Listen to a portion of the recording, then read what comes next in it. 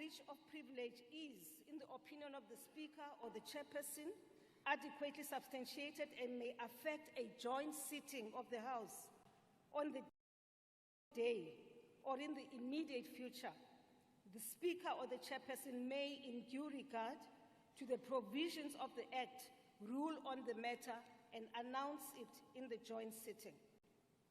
If the alleged breach of privilege does not directly affect the joint sitting of the Houses in the immediate future, the Speaker or the Chairperson may refer the matter to the relevant committee of the House to which affected member belongs. Rule 38 stipulates that whenever the presiding officer addresses members during a joint sitting, any member then speaking or seeking to speak must resume his or her seat, and the presiding officer must be heard without interruption. Rule 52 provides that no member shall use unparliamentary, offensive, abusive, insulting, disrespectful, unbecoming language or sounds, or offensive or threatening gestures. Rule 57 provides that rulings by presiding officers are final and binding and may not be challenged or questioned in the House. In terms of Joint Rule 8, a member who willfully fails or refuses to obey any joint order or resolution may be found guilty of contempt of Parliament. As members are aware, the rules are there to protect the dignity and decorum of the House and to ensure that business before the Houses of Parliament is conducted in an orderly manner. Rule 41 states that if the presiding officer is of the opinion that a member is deliberately contravening a provision of these rules, or that a member is disregarding the authority of the chair, or that of a member's conduct is grossly disorderly, the presiding officer may order the member to leave the chamber immediately for the remainder of the sitting. I now call the Honourable, the President, to address the joint sitting.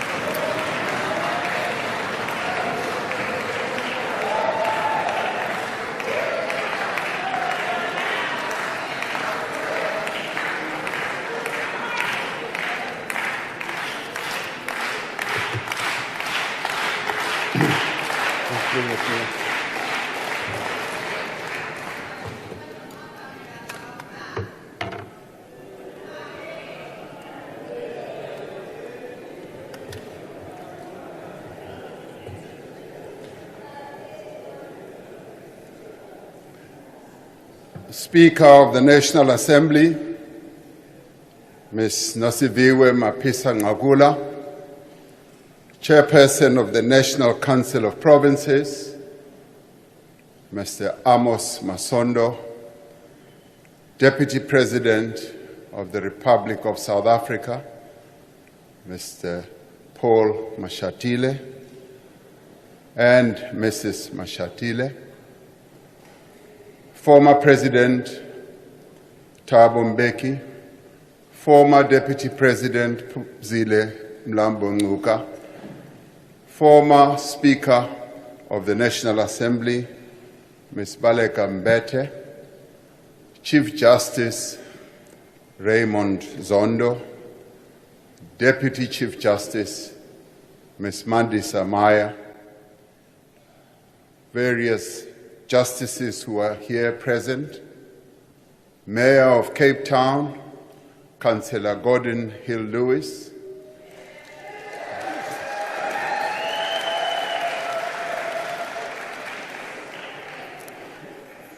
Dean of the Diplomatic Corps and Regional Deans, the heads of institutions supporting our democracy, eminent persons representing our 9 provinces who I just greeted a few minutes ago, members of Parliament and fellow South Africans. As we were preparing this State of the Nation address, we were deeply saddened to hear of the tragic passing of Dr. Hage Geingob, the President of the Republic of Namibia. President Geingob was a dear friend to me and to the people of South Africa, and a comrade in arms in the struggle for our freedom. He was a champion of African peace, unity, progress, and development. May I ask that we observe a moment of silence in his honor as we remember him by rising.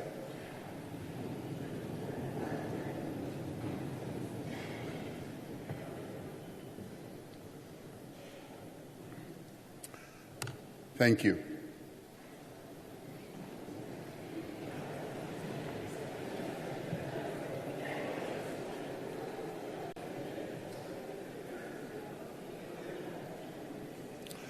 This State of the Nation address takes place in the 30th year of our democracy.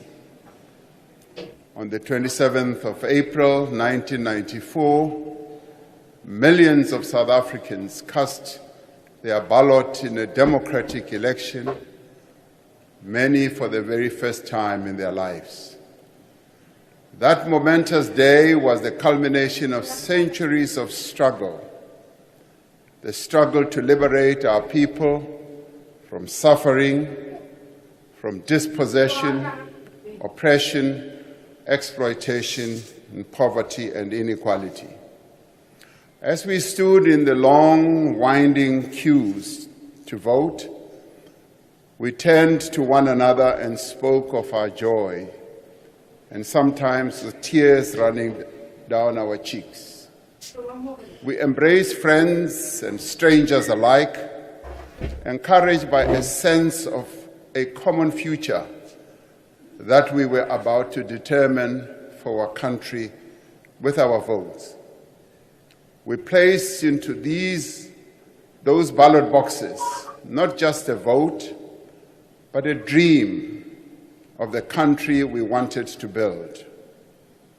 It was the dream of a South Africa that, in every sense, belongs to all who live in it, united in our diversity.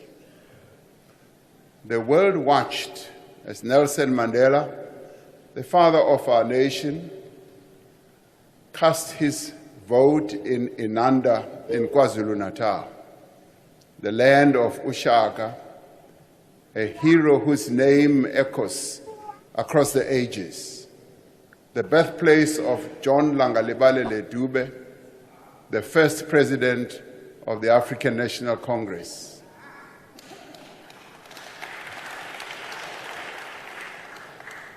An organization which united African people, and the home of Chief Albert Luthuli, the first African Nobel Peace Laureate. In many ways, his voting in Inanda, at the place where John Langalibalele Dube is buried, was symbolic, because through casting his vote there, he was reporting back to the first president of the ANC on how far the struggle had been prosecuted. After casting his ballot, Madiba said, "This is the beginning of a new era. We have moved from an era of pessimism, division, limited opportunities, turmoil, and conflict. We are starting a new era of hope, reconciliation, and nation building." It is this dream of a free and united people that is woven into our democratic constitution. It is this constitution that has guided our collective efforts over the last 3 decades to fundamentally change our country for the better, and it must stand at the center of the work that we do now to build a better life for all our people. Over the last 3 decades, we have been on a journey striving together to achieve a new society, a national democratic society. We have cast off the tyranny of apartheid and built a democratic state based on the will of the people. We have established strong institutions to protect the fundamental freedoms and human rights of all our people. We have transformed the lives of millions of South Africans, providing the necessities of life and creating opportunities that never existed for them before. We have enabled a diverse economy whose minerals, whose agricultural products, and manufactured goods are exported and reach every corner of the world while creating jobs in our own country. As a country, we have returned to the community of nations, extending a hand of peace and friendship to all countries and all peoples. Just as we cannot deny the progress South Africans have made over the last 30 years, nor should we diminish the severe challenges that we continue to face as a people. We have endured times of great difficulty when the strength of our constitutional democracy has been severely tested. There have been times when events beyond our borders have held back our progress. The global financial crisis of 2007 and 2008 brought to an end a decade of strong growth and faster job creation. More recently, the Russia-Ukraine conflict has contributed to rising prices of fuel, food, and other commodities across the world, and has, as a result, made life more difficult for all South Africans. There have also been times when events at home have shaken the foundations of our constitutional democracy. Perhaps the greatest damage was caused during the era of state capture. For a decade, individuals at the highest levels of the state conspired with private individuals to take over and repurpose state-owned enterprises, law enforcement agencies, and other public institutions. In some cases, these activities were enabled by local and multinational companies. Billions of rands that were meant to meet the needs of ordinary South Africans were stolen. Confidence in our country was badly eroded. Public institutions were severely weakened. The effects of state capture continue to be felt across society, from the shortage of freight locomotives to crumbling public services, from poor performance of our power stations to failed development projects in a number of places. But South Africans, including many honest and dedicated public servants, fought back and worked together to defeat state capture. Even then, attempts to thwart the country's recovery continued. We recall with great anguish the events of July 2021, when individuals loyal to their own interests sought to provoke a popular insurrection, leading to a tragic loss of life and widespread destruction. Again, they were unsuccessful. These efforts to undo the hard-won gains of our freedom failed because the people of South Africa stood firm together in defense of our Constitution and its promise of a better life for all. It was the same determination that enabled the country to endure the devastation of COVID-19, the worst global pandemic in over a century.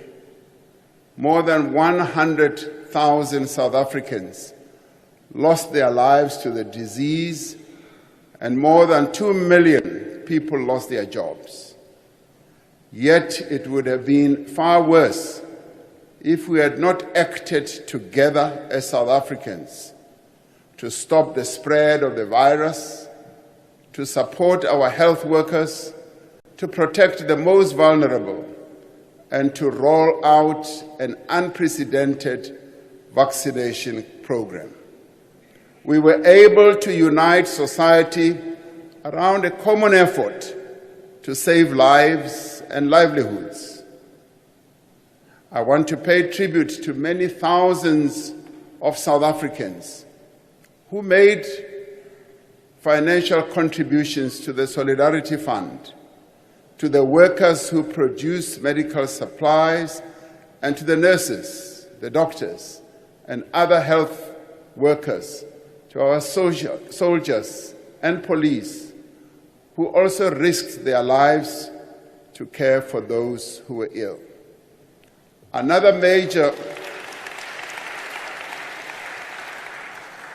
major challenge we had to address during this period is gender-based violence and femicide, which we characterized as the second pandemic.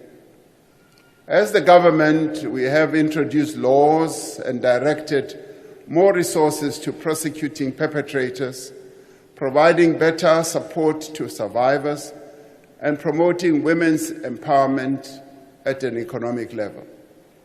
As a society, we must intensify our collective efforts to bring together various efforts that are going to bring gender-based violence and femicide to an end. In recent years, the country has had to confront the effects of climate change. We have had devastating wildfires here in the Western Cape, destructive floods in KwaZulu-Natal, unbearable heat waves in the Northern Cape, persistent drought in the Eastern Cape, and intense storms in Gauteng and Northwest. Much of the task of this administration was to get our country through these challenges and to work to regain our way.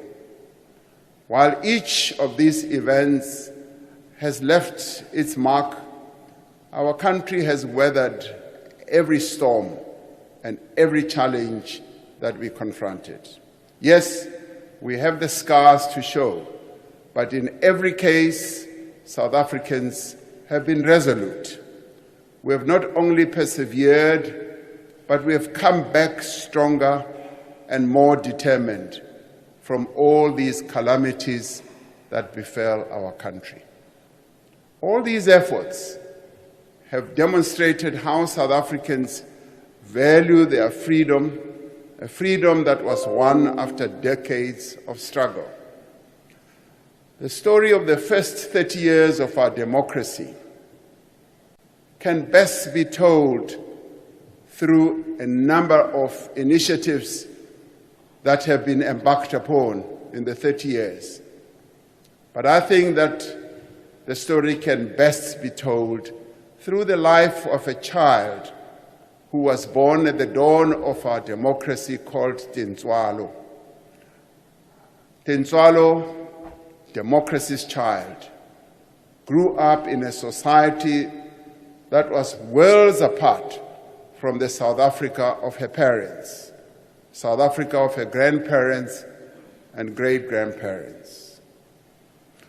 loko Tintswalo afika ka South Africa ukume kuri swilo swo tala a swa ha fani na swilo swa khale ukume kuri swilo leswi endlaku hulumeni wa hina iswona swi nga kota ku ri swi yisa vutomi bya yena pambili. She grew up in a society governed by a constitution rooted in equality, the rule of law, and affirmation of the inherent dignity of every citizen. Tintswalo and many others born at the same time as her were beneficiaries of the first policies of the democratic state to provide free health care for pregnant women and children under the age of 6.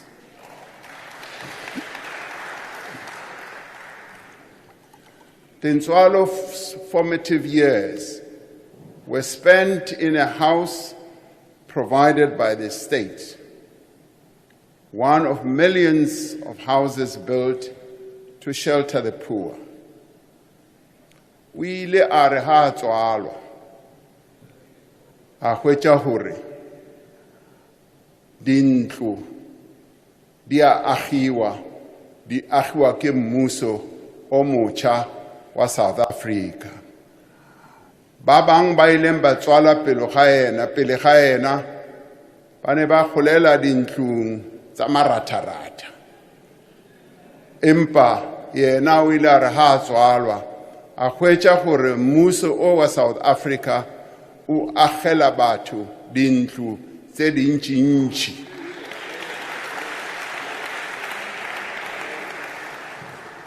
Tintswalo grew up in a household provided with basic water and electricity, in a house where her parents were likely to have lived without electricity before 1994.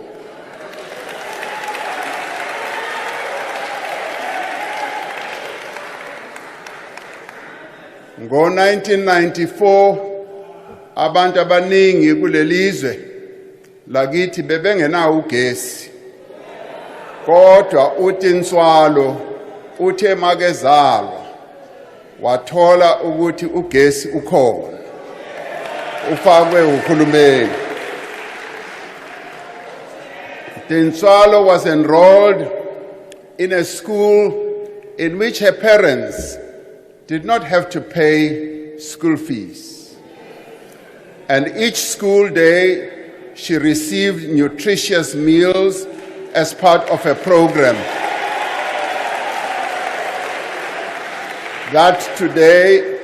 the program that today supports 9 million learners from poor families. Hoyu Tintswalo duva achia chikoloni. Usika chikoloni ngamacheloni, kazumwe zikolo uwana na breakfast, kazumwe chikolo uwana ziliwa za masiyari. Hezi zoba zisaitei chifingani chakali, zoba zisiho namusi ziwaitea nga uri unamubuso muswa wa Afrika Chipembe unewa kweisa zitupanda.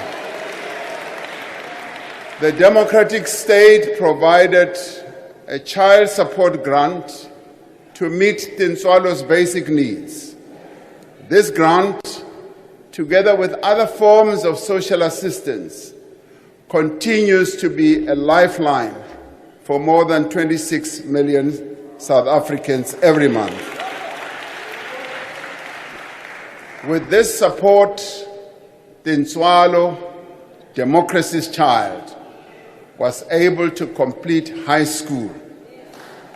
Through the assistance of the National Student Financial Aid Scheme, Tintswalo attended one of our TVET colleges and obtained a qualification.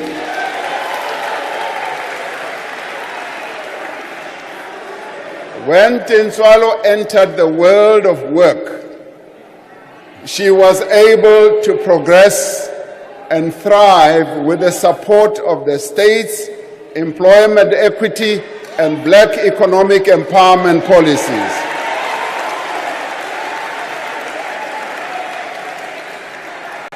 With the income she earned, she was able to save. She was also able to support her parents.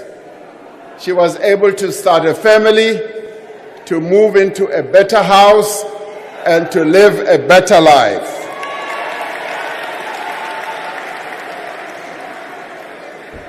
This is the story of millions of people who have been born since the dawn of democracy.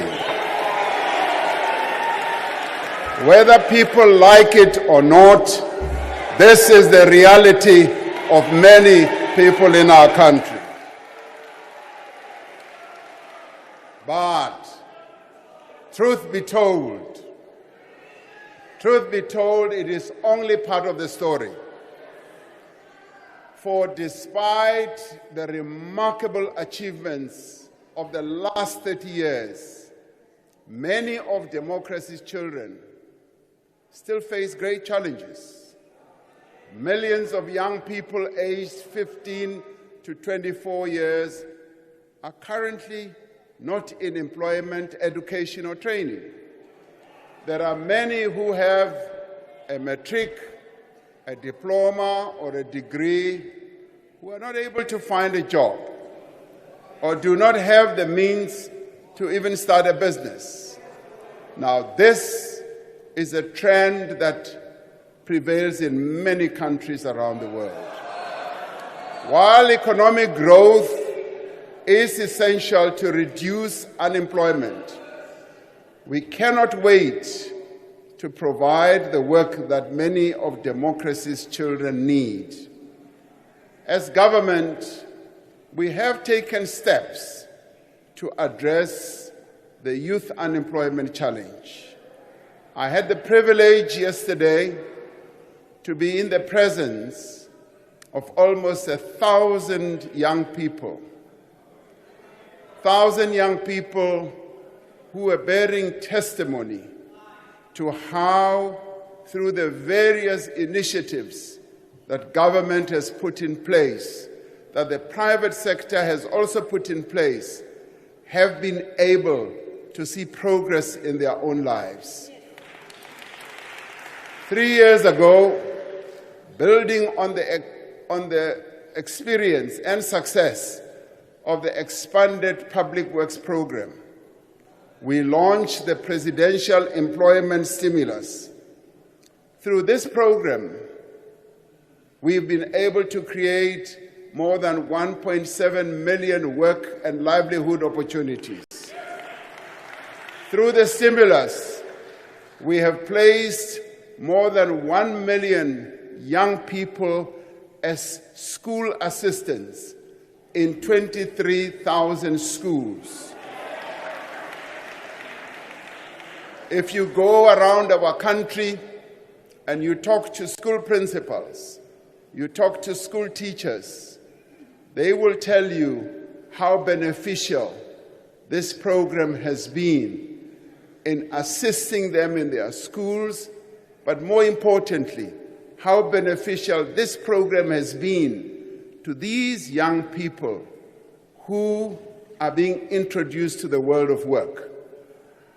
This has provided them with valuable work experience while improving learning outcomes. Through the Presidential Youth Employment Intervention, we have established what we call SA Youth Mobi as a zero-rated platform for unemployed young people to access opportunities for learning and earning.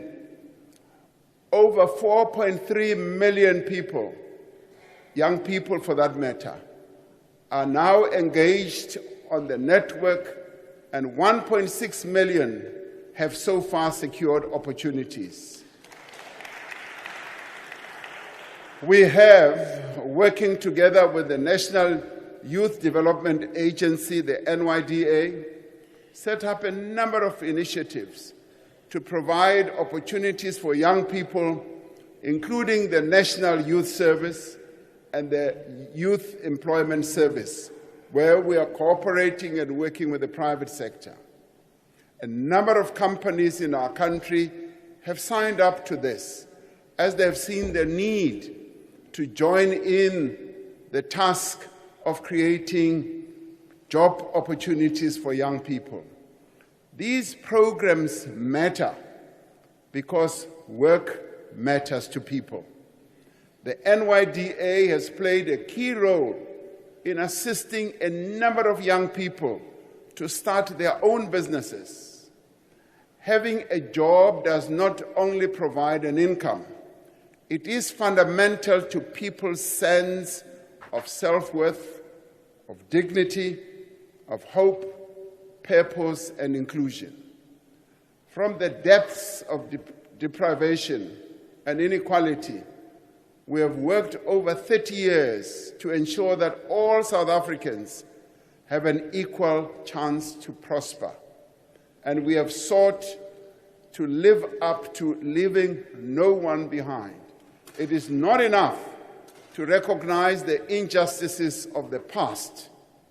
We need to correct them. We have introduced laws and undertaken programs to enable Black South Africans who were previously disadvantaged and prevented from getting into many opportunities. We've also enabled women to advance in the workplace, to become owners and managers, to acquire land and to build up assets, even as, because they are women, were prevented by laws of the past from doing so. The proportion of jobs in executive management held by Black people have increased exponentially, almost five-fold between 1996 and 2016. One of the overriding challenges this administration had to deal with when it took office was state capture and corruption. Our first priority was to put a decisive stop to state capture, to dismantle the criminal networks within the state and to ensure that perpetrators face justice.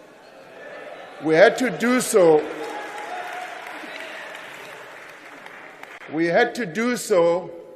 So that we could restore our institutions and rebuild our economy.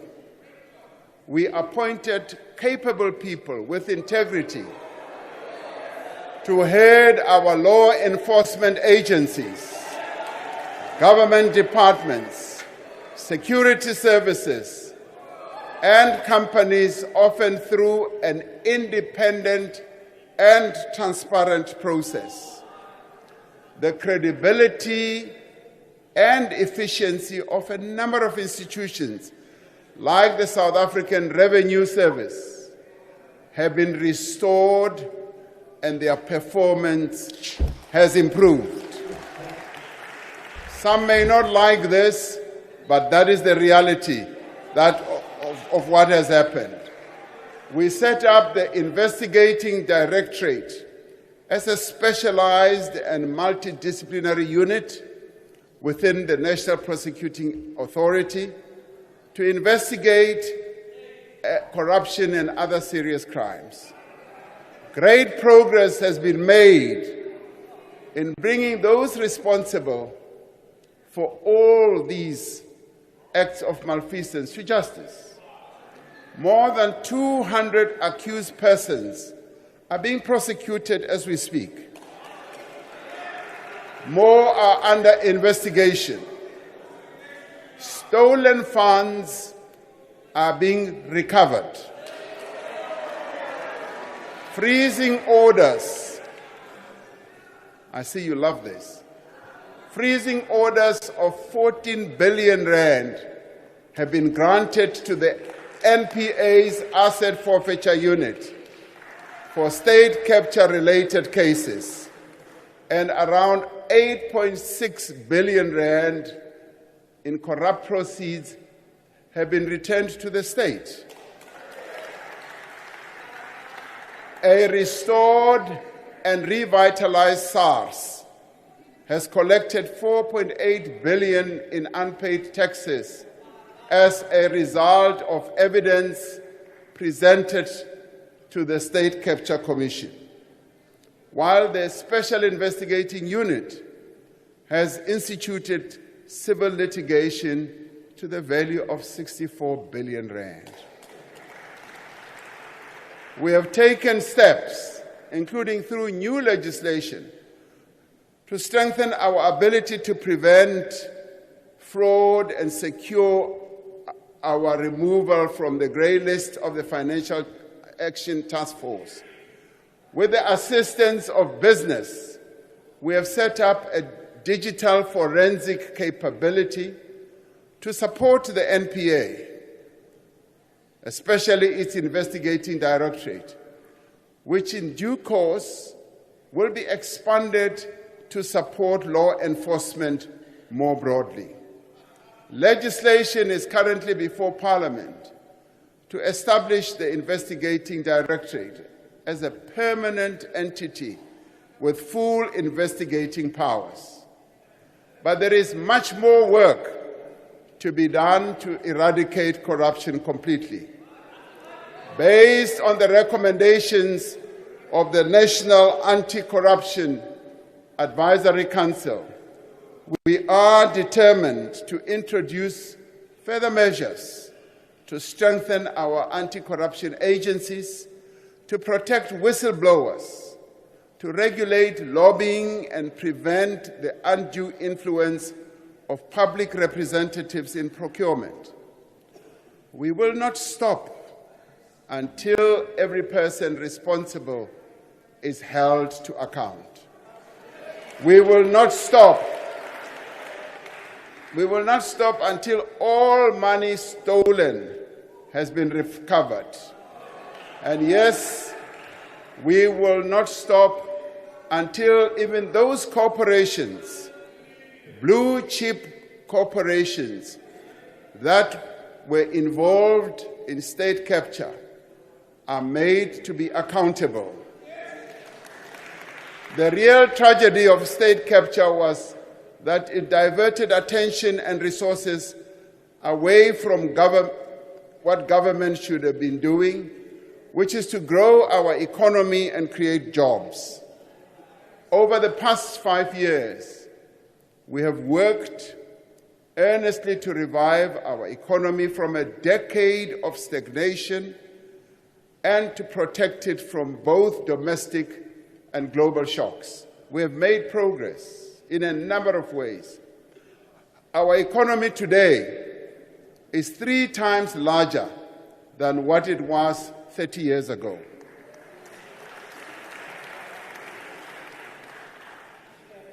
The number of South Africans who are in employment has increased from 8 million in 1994 to 16.7 million today. Over the last 2 years, the number of jobs being created has been increasing every quarter, and we now have more people in employment than before the pandemic. Yet, our unemployment rate is the highest it has ever been. Even as employment is growing, more people are entering the job market each year than jobs are being created. We have laid a foundation for growth through far-reaching economic reforms that we have embarked upon, an ambitious investment drive, and an infrastructure program that is starting to yield results.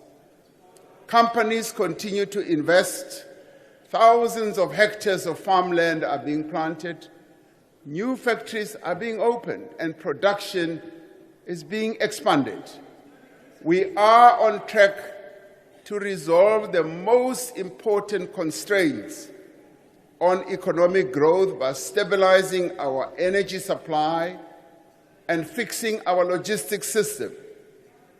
As these obstacles are removed, the true potential of our economy will be unleashed. We set out a clear plan to end load shedding, which we have been implementing with a single-minded focus through the National Energy Crisis Committee. We have delivered on our commitments to bring substantial new power through private investment on the grid, which is already helping to reduce load shedding. Last year, we implemented a major debt relief package, which will enable Eskom to make investments in maintenance and transmission infrastructure and ensure its sustainability going forward. Since we revived our renewable energy program 5 years ago, we have connected more than 2,500 megawatts of solar and wind power to the grid, with 3 times this amount already in procurement or construction. Through tax incentives and financial support, we have more than doubled the amount of rooftop solar capacity installed across the country in just the past year. We have implemented sweeping regulatory reforms to enable private investment in electricity generation, with more than 120 new private energy projects that are now in development. These are phenomenal developments that are driving the restructuring of our electricity sector in line with many other economies have done to increase competitiveness and to bring down their energy prices. Through all these actions, we are confident that the worst is behind us and the end of load shedding is finally within reach.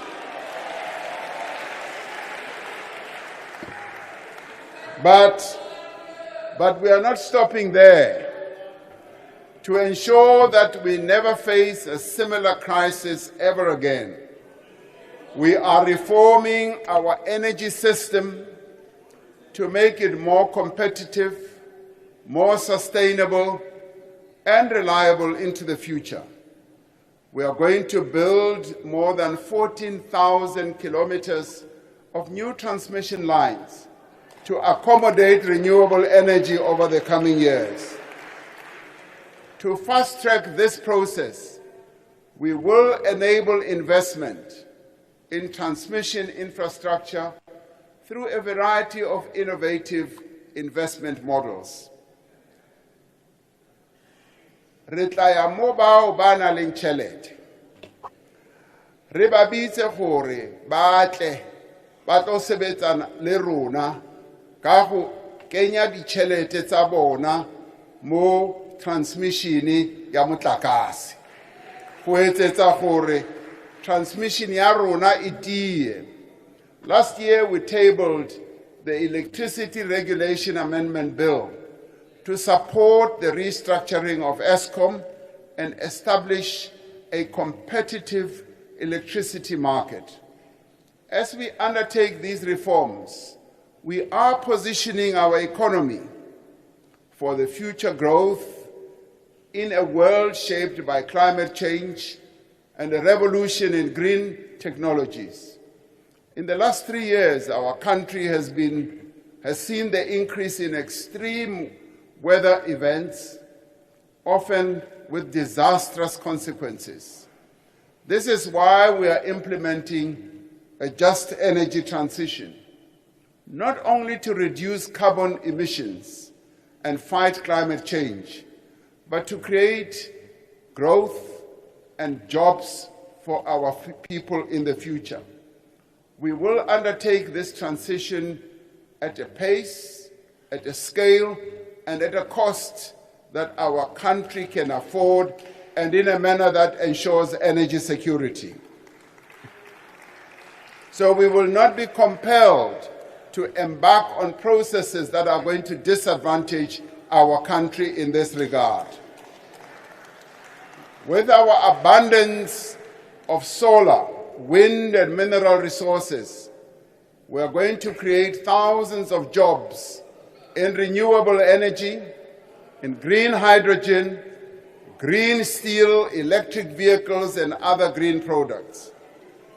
The Northern Cape, with its optimal solar conditions, one of the very best in the world conditions, has already attracted billions of rands in investment.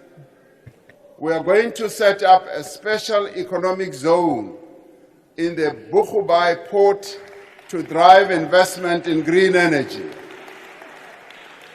There's a great deal of interest already from the private sector, with companies such as Sasol and many others who are ready to participate in the boom that will be generated through our green hydrogen energy projects.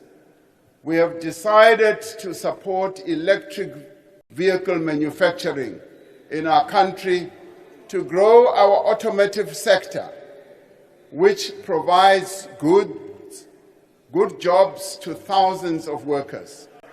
And in this regard, we are already at an advanced stage of cooperating with our neighbors, with countries such as the DRC, which is well endowed with critical minerals, with countries such as Botswana, which is already involved in parts of the value chain of automotive manufacturing.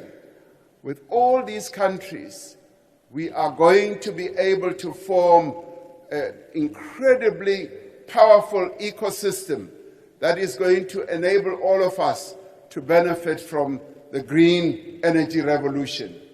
We have decided to give special focus to regions such as Mpumalanga to enable the creation of new industries, new economic opportunities, and sustainable jobs. And in the past year, we have increased the financing pledges for our Just Energy Transition Investment Plan from around 170 billion rand to almost 240 billion rand.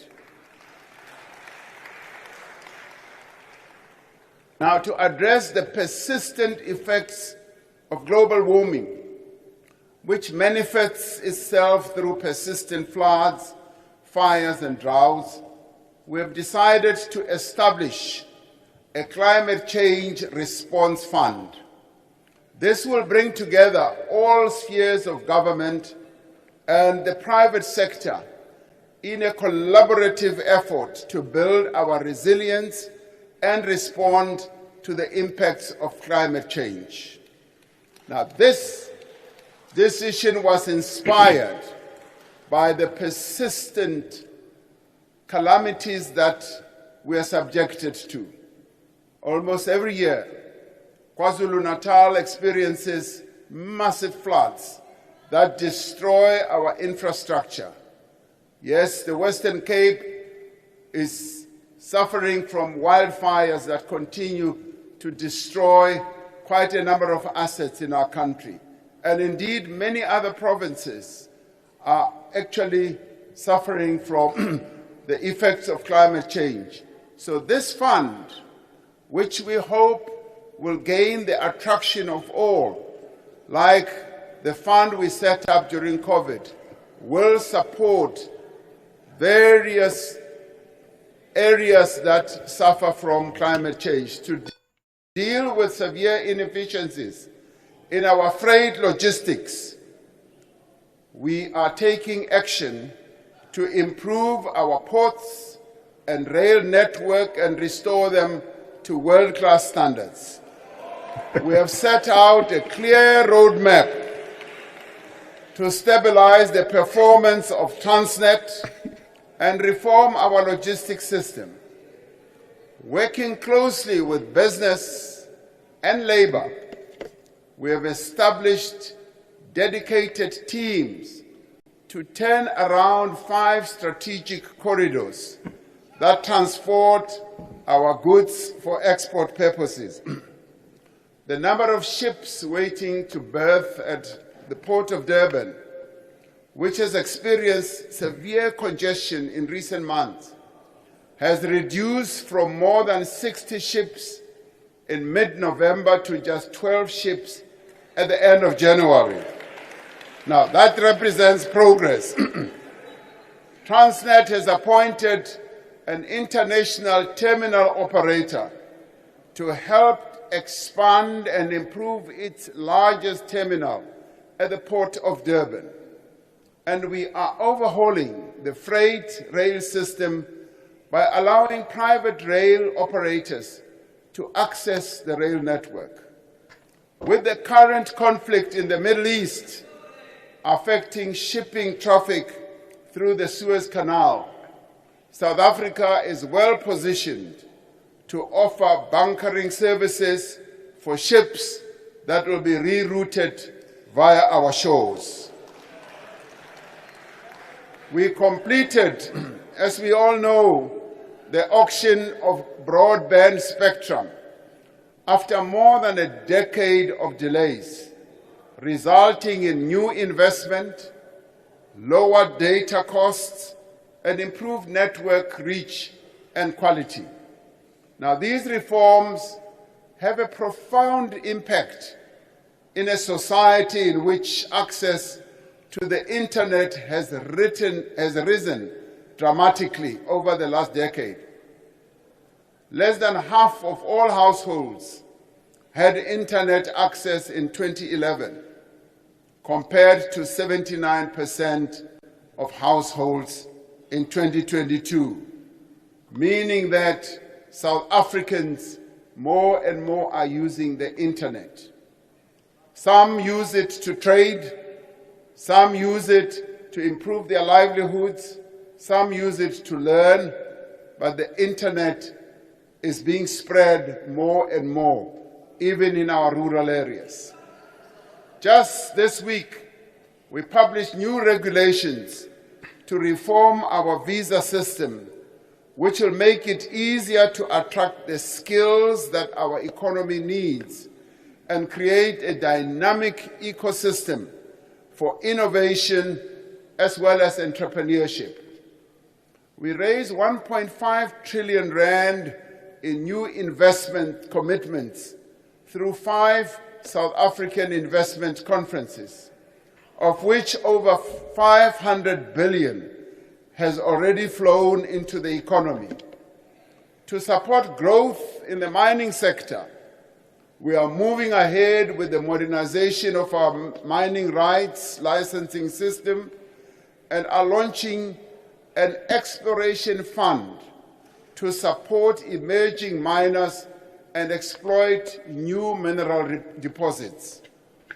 Through this, mining, which has been the bedrock on which the South African economy was built, will once again become a sunrise industry. Participation of previously disadvantaged Black people is increasing. Black ownership now stands at approximately 39% when compared to just 2% in 2004. This is progress that is being made, allowing Black people to participate in a key industry in our economy. Investment in infrastructure is gaining momentum. New and innovative funding mechanisms will be utilized to increase construction of infrastructure. The Minister of Finance announced this in his medium-term policy budget statement last year, where he said, we are now going to be able, yes, to fund infrastructure through utilization of innovative new methods. It could be build, operate, and transfer. It could be embarking on investment vehicles as well as investment ideas that will enable us to speed up the construction of infrastructure. The Department of Water and Sanitation aims to enhance water resource management by initiating infrastructure projects to secure water supply and diversifying water sources to reduce dependence on surface water. Water being such a major challenge in our country, this is actually answering to the need of our people just to have water. Vanhu vo tala la Afrika Dzonga va vulavula hi mati, va tshama va hi byela ku ri mati a va na wona, va lava ku ri hi endla ku ri mati a va kona. Bulk water projects are under construction across the country to improve water supply to millions of residents in villages, towns, and cities. The following water infrastructure projects are now in progress or have been completed. The Lesotho Highlands Water Project, which is going to invest up to 40 billion rand, is now in progress. Umzimvubu, that we've been talking about for years, has now commenced.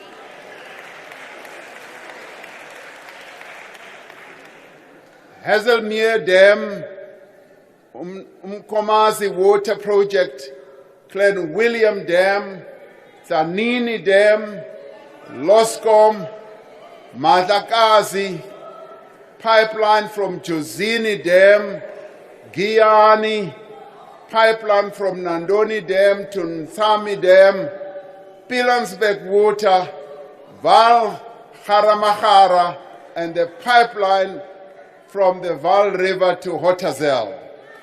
Now, all these are projects that are underway or have been completed.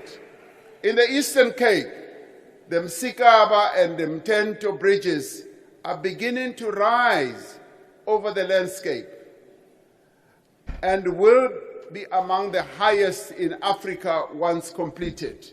So if you want to find the highest bridge in Africa, you will have to go to the Eastern Cape.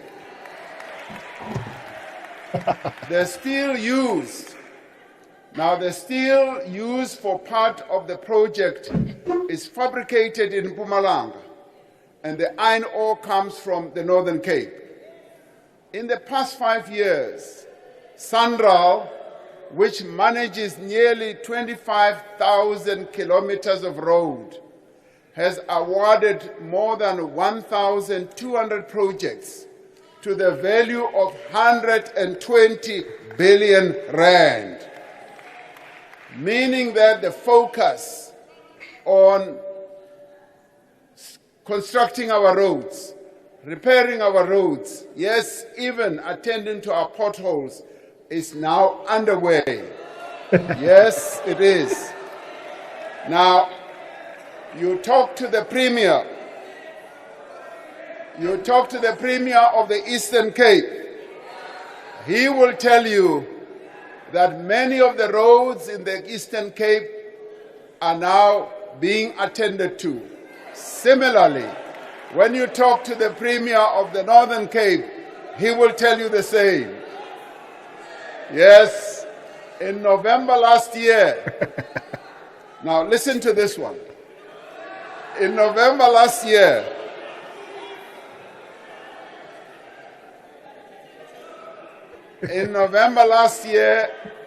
Cabinet approved a framework for high-speed rail,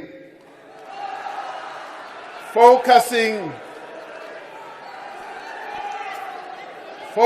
initially on the Johannesburg to Durban corridor. As we grow the economy, we are making it more inclusive through redistribution.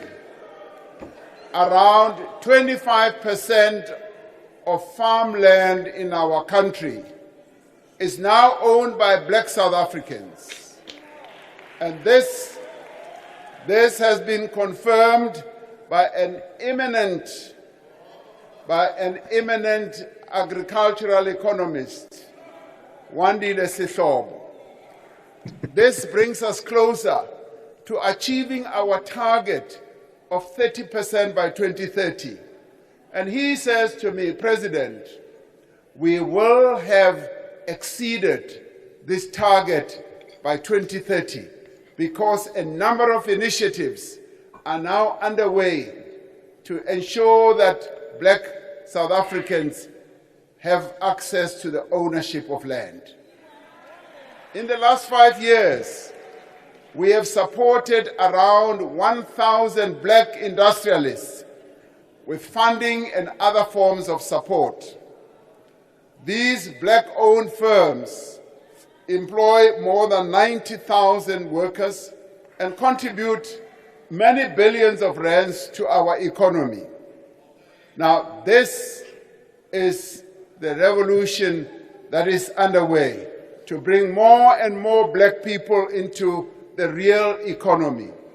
At the same time, about 200,000 more workers obtained ownership of shares in the companies that they work for, bringing the total worker ownership in companies in the South African economy to well over 500,000 workers.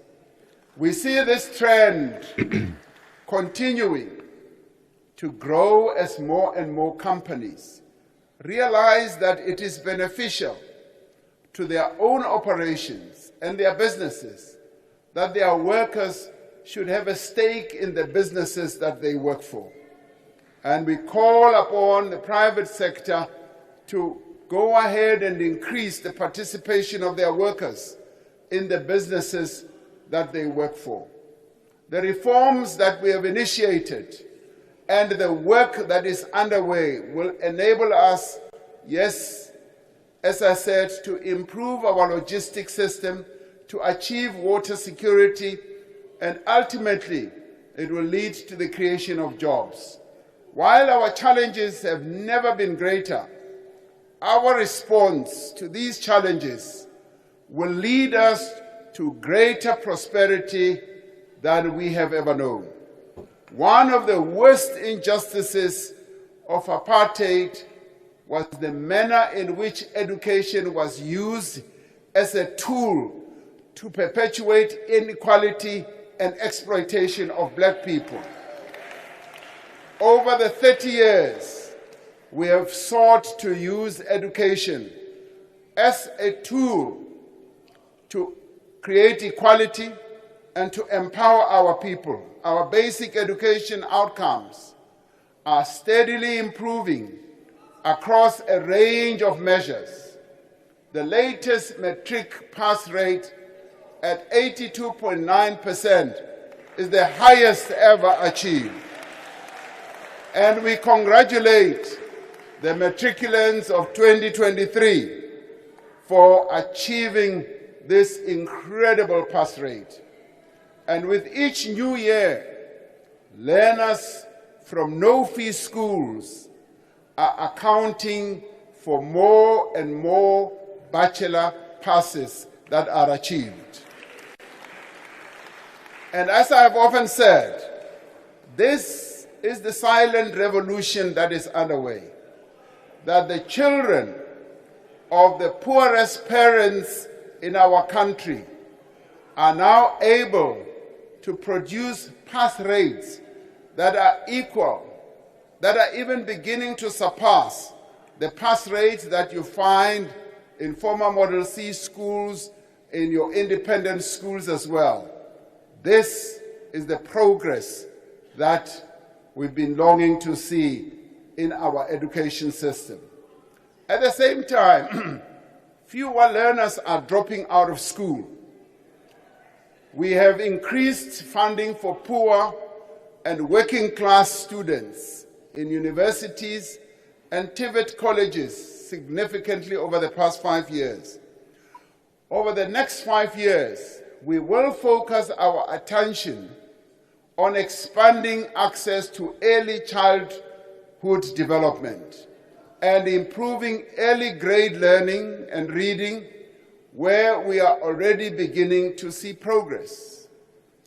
Moving early childhood development to the Department of Basic Education was one of the most important decisions that we have taken, as we are now able to devote more resources to early childhood development and ensure that through cooperative governance, various departments of government do get involved in the childhood development programs augmented and led by the Department of Basic Education. Our policies and programs have, over the course of 30 years, lifted millions of people out of dire poverty. Today, fewer South Africans go hungry and fewer live in poverty.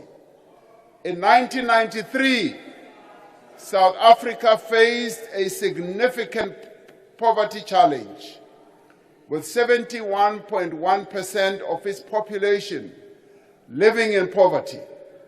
However, under the democratic government, there has been a consistent decline in these numbers. By 2010, the poverty rate had dropped to 60.9%, and it continued to decrease, reaching 55.5% in 2020, as reported by the World Bank. Now, this progress has been made possible by extensive support to those in society who need it most. 5 years ago, we introduced a further measure to tackle poverty by introducing the national minimum wage as envisaged in the Freedom Charter. The decision by key role players, they being business and labor and communities, they took a decision to introduce the national minimum wage. And this has immediately raised the wages of over 6 million workers who support their families. In the midst of the pandemic, we introduced the special SRD grant, which currently reaches some 9 million unemployed people every month. We have seen the benefits of this grant and will extend it and improve it as the next step towards income support for the unemployed.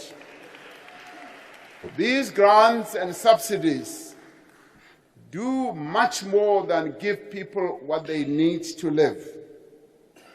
They are an investment in the future.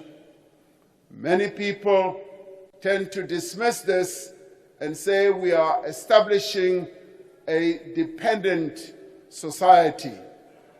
We are investing in our people and investing in their future as well. Social assistance has shown to increase school enrollment and attendance. It has also shown to lower dropout rates, and it has also improved pass rates. This is what social assistance to our people does. South Africans today are living longer than ever before. Life expectancy has increased from 54 years in 2003 to 65 years in 2023. The World Health Organization, DG, says this is a phenomenal development, because many countries do not just move from a 55 years of life expectancy to 65. Maternal and infant deaths have declined dramatically. We have built more hospitals and clinics, especially in poor areas, providing better quality of care to more South Africans. We are building new hospitals, and one of those, which is the state-of-the-art type of hospital, is the Limpopo Academic Hospital, which is currently under construction as we speak. Now, I had, anecdotally, a good representation of how our healthcare system has been improving. When the ANC held its anniversary birthday, there was a bus accident where 5 people passed away and scores were injured. They were taken to our hospitals in Mpumalanga and in Limpopo.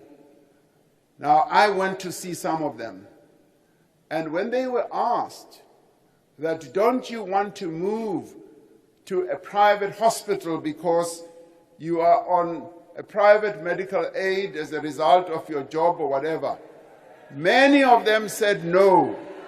We are being well looked after here.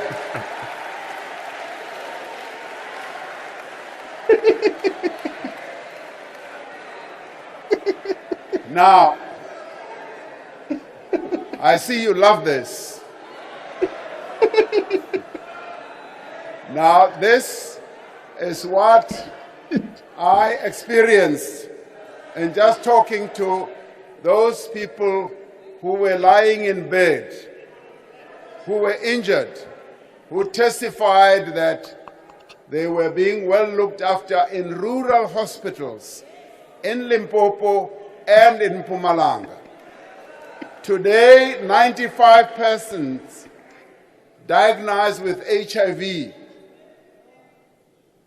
know their status. 79% of those receive antiretroviral treatment, and 93 of those are virally suppressed. New HIV infections among young people have declined significantly.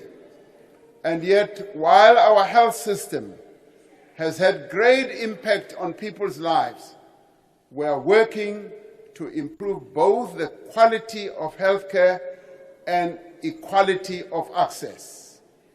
The National Health Insurance Bill has been passed by this House, both houses, and that will provide free healthcare at the point of care for all South Africans, whether in the public or private health facilities. Now, the bill has arrived on my desk. I'm going through the bill.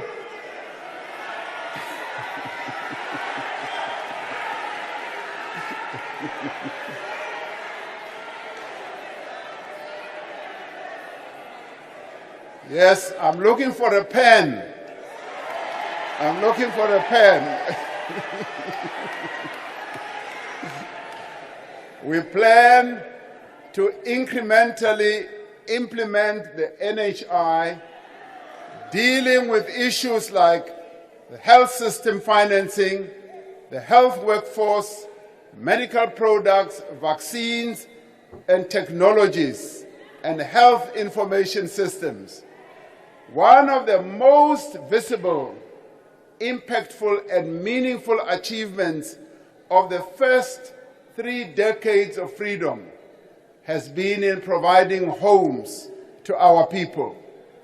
Today, nearly 9 out of every 10 households live in a formal dwelling, as said by the Statistician General. Where there were once shacks and mud houses with thatch roof, there are now homes of brick and mortar. There are homes with water to drink and to wash with, homes with electricity for lighting and cooking. At the end of apartheid, only 6 out of 10 people had access to clean water. Today, the figure has increased to nearly 9 out of 10 South Africans. We are working to ensure that subsidized housing is located close to work, close to education, and other services. But for services to be delivered, local government has to work. Now, when it comes to housing, we are also embarking on new and innovative funding mechanisms. We have tested this in the Northern Cape, where we are doing what we call front-loading. And we launched together with Premier Zamani Sol a project that will result in 4,500 houses for R1 billion funded through the Development Bank of South Africa. Now, this is an innovative way, and we are now putting into practice these new methods of funding infrastructure to enable us to ramp up infrastructure so that the infrastructure build can power our economy and create more jobs.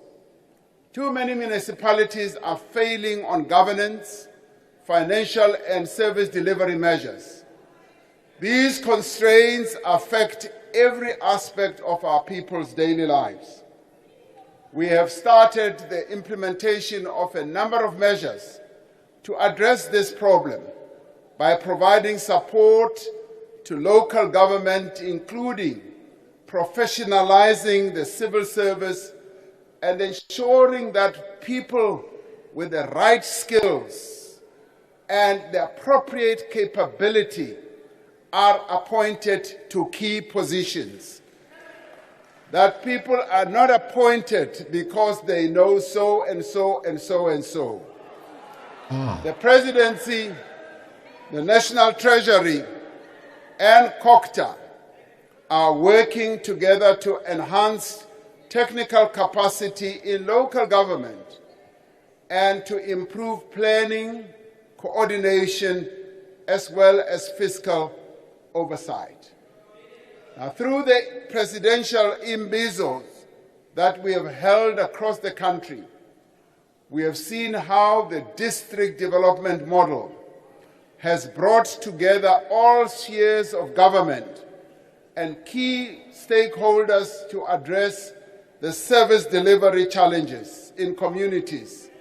The district development model has proven to be an effective instrument to enhance cooperative governance and collaboration. Through this model, we are breaking down the silos that we often find in government, where we enhance government departments working together and all layers of government also working together, adhering to what is set out in our Constitution. We will continue to broaden and deepen this process. Tackling crime and insecurity is a key priority. South Africans deserve to live in a safe environment, to walk freely without fear in their neighborhoods and public spaces. During this administration, we have focused on equipping our law enforcement agencies, which had been systematically weakened, to do their work effectively. We have strengthened the ranks of the police through the recruitment of 20,000 police officers, as I announced in the past two SONAs over the last 2 years. And another 10,000 Wake up. will be recruited in this year as well. An extra 5,000 police officers have been deployed to public order policing. The South African Police Service has launched a very effective operation or initiative, which is Operation Shanela, as a new approach to target crime hotspots, which has resulted in over 285,000 arrests since May last year. The economic infrastructure task teams that are operational in all provinces have had important successes in combating cable theft, damage to critical infrastructure, as well as illegal mining.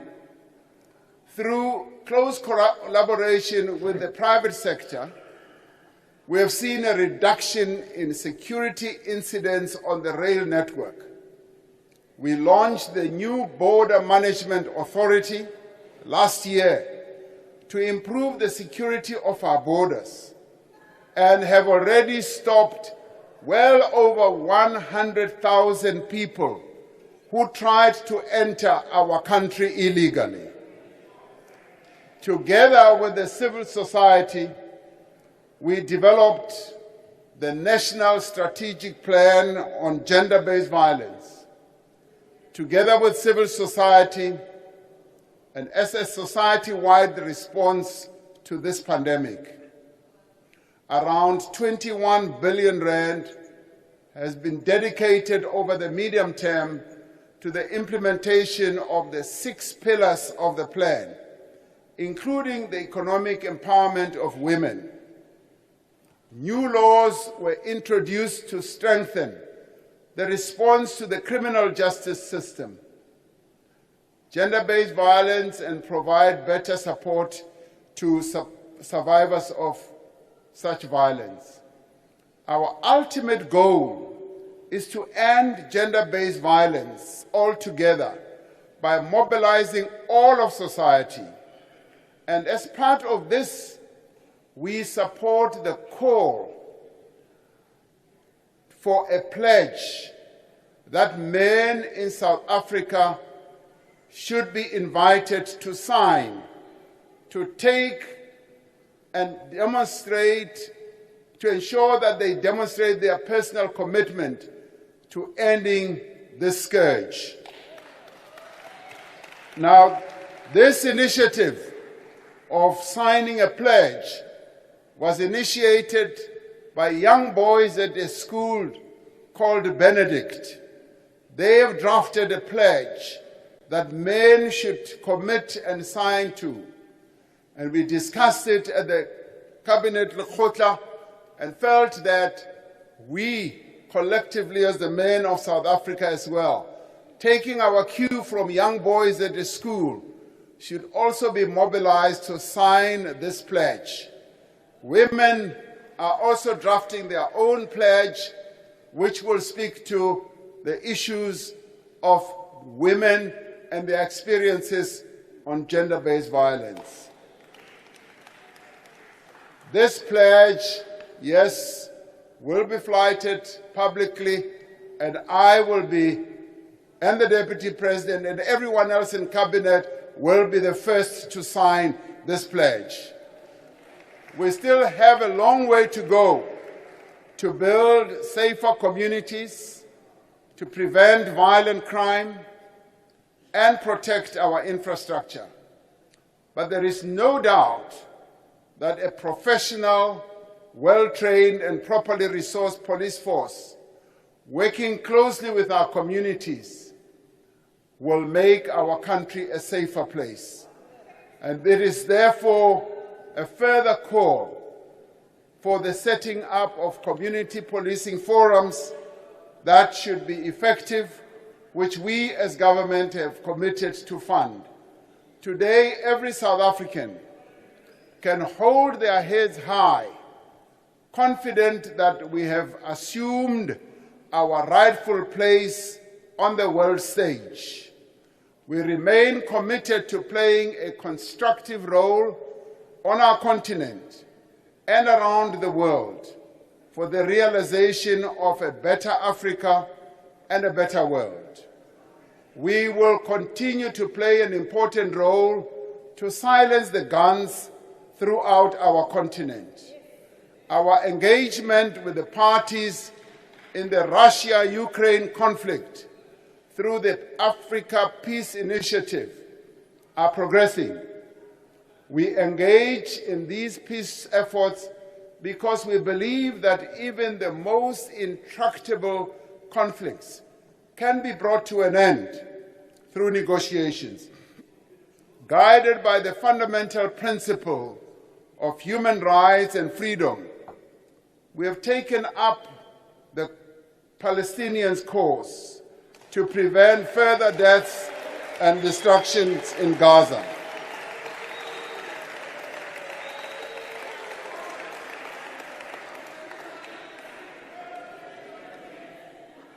We know that there are some in our nation who do not support this course that we have embarked upon.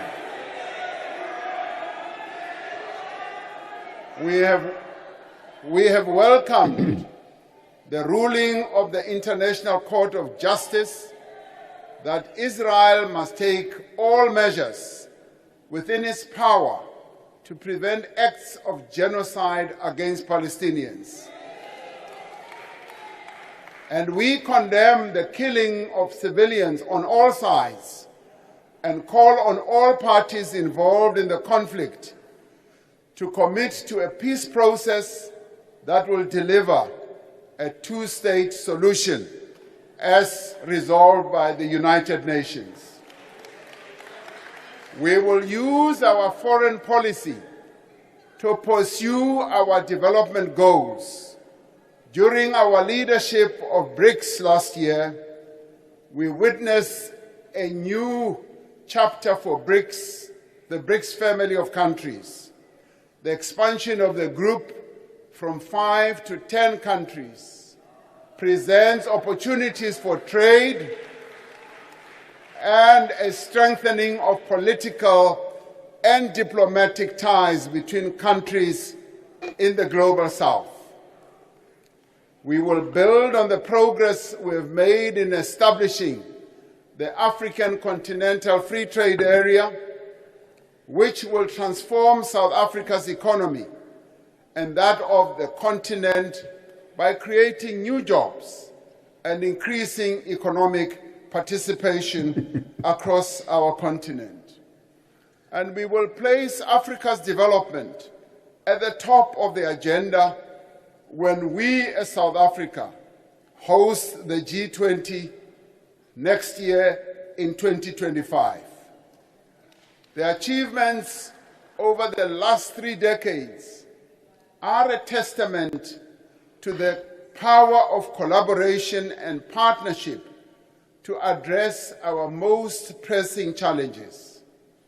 Our country has a vibrant civil society, a powerful union movement, and an engaged private sector. Over the last 5 years, we have worked with these social partners to address challenges such as to keep people safe and to distribute vaccines during the COVID-19 pandemic, and to mobilize a society-wide response to gender-based violence. In the past year, we have come together with our social partners to end load shedding, to address the challenges in the logistics sector, to tackle crime and corruption, and to also accelerate job creation. This is the South African way of building a social compact, working together on tangible issues, and it will be the key to building a new society in the years to come. This is the last State of the Nation address of the 6th Democratic Administration.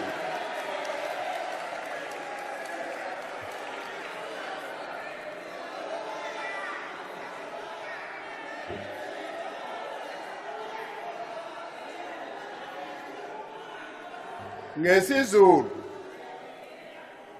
kunelizwi elithi sizawubuya, futhi sizawuthi masibuyile abantu bazothi ibuyile, ngoba izoba ibuyile ngempela.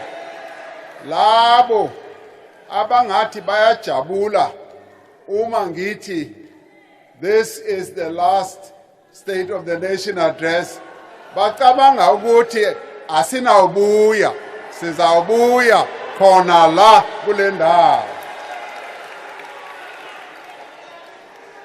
the last 5 years have been a period of recovery, rebuilding, and renewal.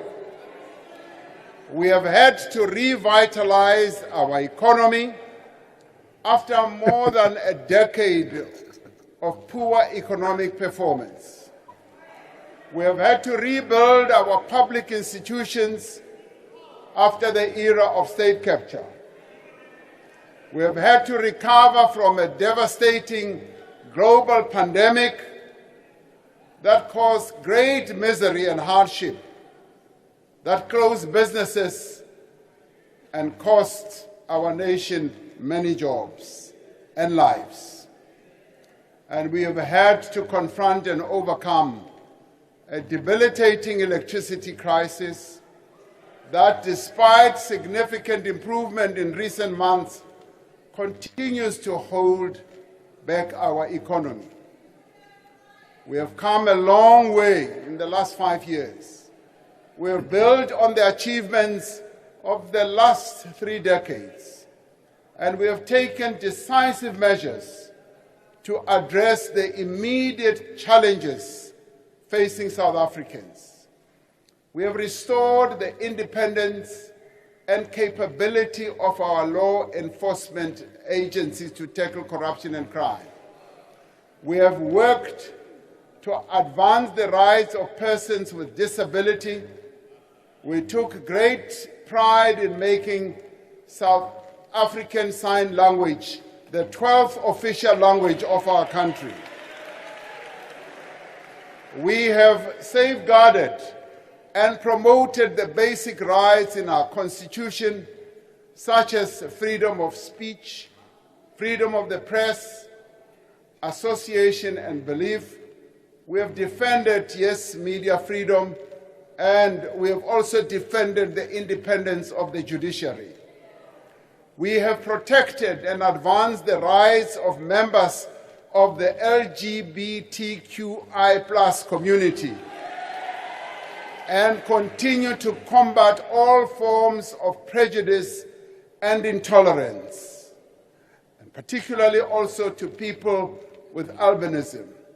We have made significant progress on measures to grow our economy, to create jobs, and to reduce poverty. While we have set in motion the process of renewal and reform, there is more work to be done to see these reforms through to the end. We will see the work that is underway and ensure that it goes ahead.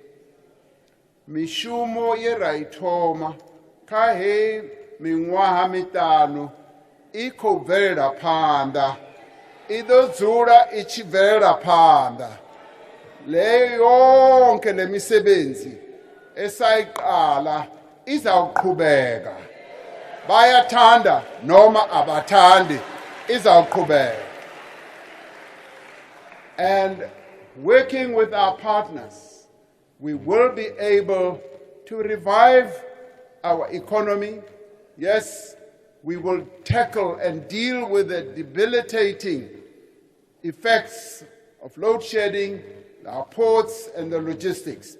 We will continue to strengthen our law enforcement institutions, and we will continue to tackle gender-based violence and fight corruption to make South Africa a safe place for all. We will continue to strengthen local government.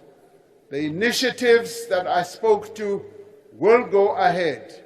We will professionalize the public service and increase the capacity of the state so that the state can serve our people better. And we will ensure, as the Auditor General has said, that we should hold those in office accountable, and there should be consequence management for those who do wrong things. We will continue to position our economy to grow and compete in a fast-changing world.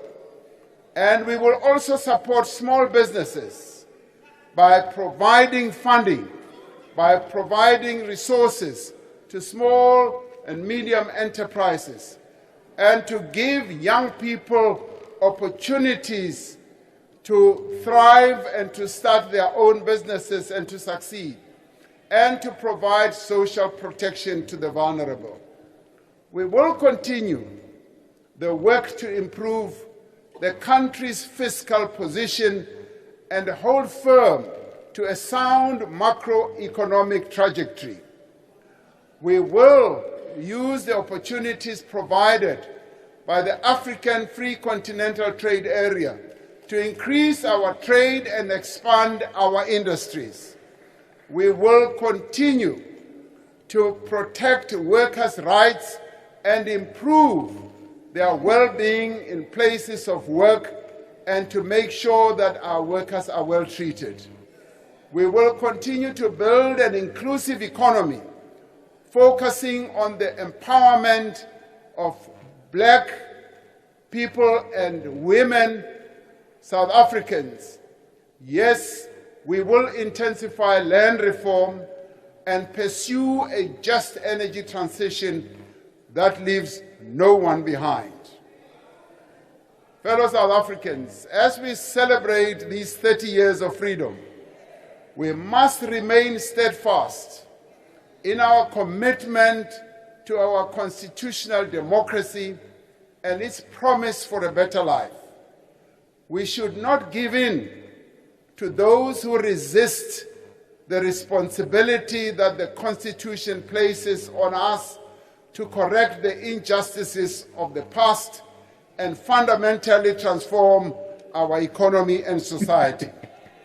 We must remind these people of the obligation that the Constitution places on the state to progressively realize the rights of everyone to housing, healthcare, food, water, social security, safety, and education.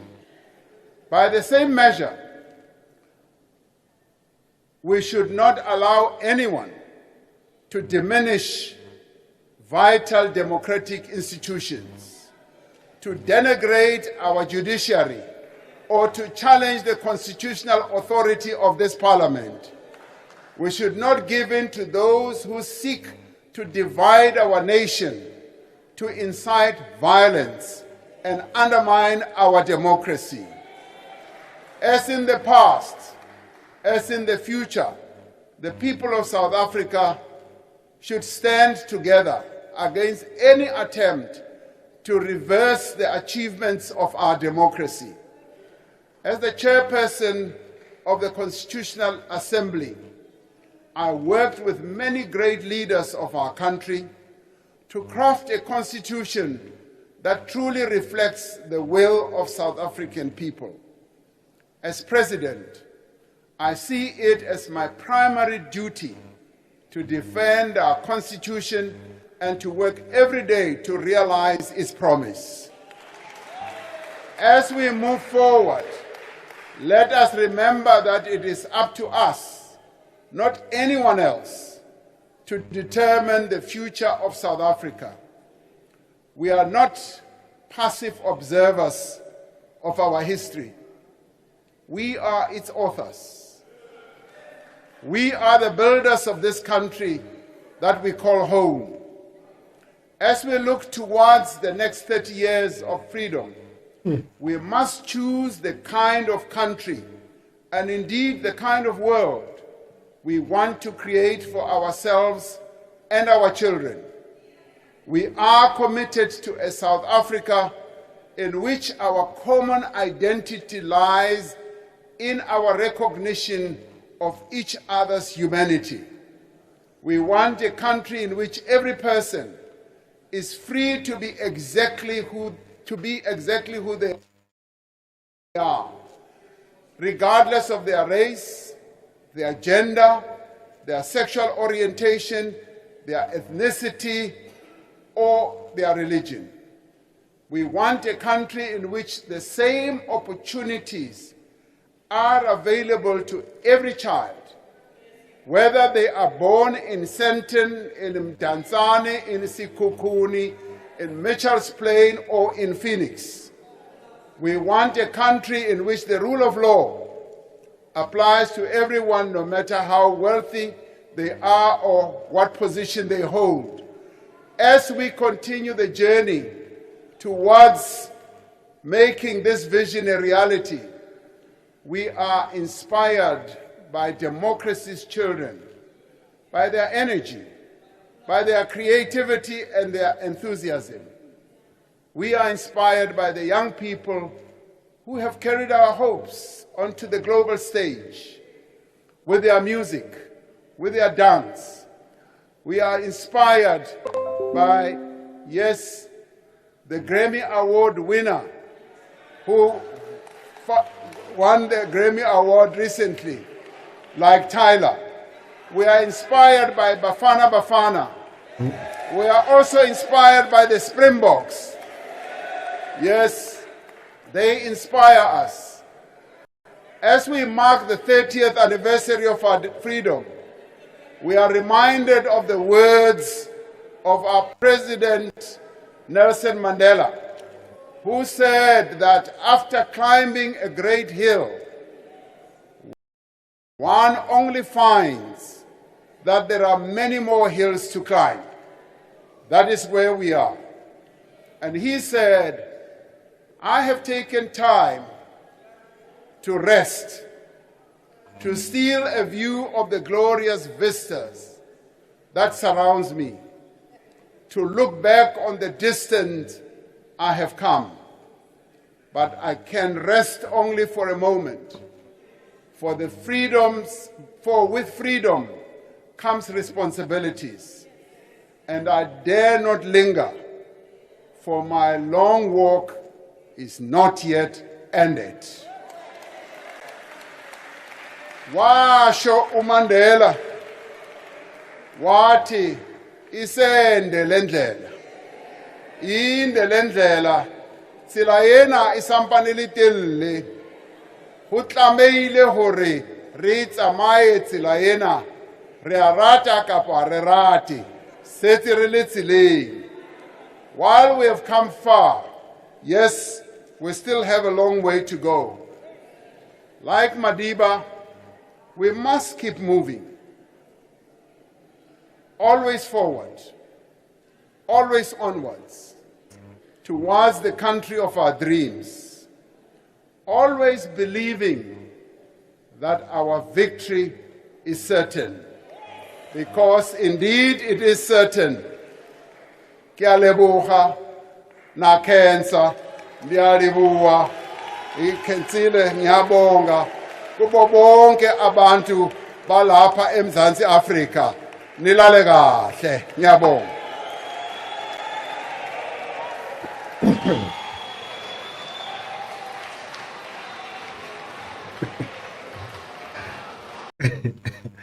How was the speech, guys? How was the speech?